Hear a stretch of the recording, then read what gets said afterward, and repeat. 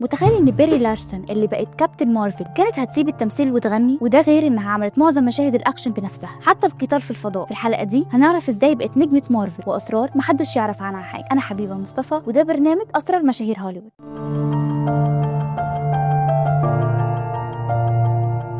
بيري لارسون البنت اللي خلت الاكشن يبقى قوه نسائيه، ومن اول ظهور ليها بدور كابتن مارفل في سلسله مارفل الجمهور وقع في حبها. بس ورا الكاميرا بيري عندها حكايات واسرار ممكن تخليك تشوفها بنظره تانية خالص. في الحلقه دي هنتكلم عن سر قوتها واخطر مشاهد الاكشن اللي عملتها بنفسها واغرب حاجه عملتها علشان الدور. بيري اتولدت سنه 1989 في كاليفورنيا. بدات التمثيل وهي عندها 9 سنين في مسلسلات ديزني، وكانت بتحلم تبقى مغنيه، وفعلا نزلت البوم وهي عندها 16 سنه، لكنه محققش نجاح كبير وقررت تركز على التمثيل.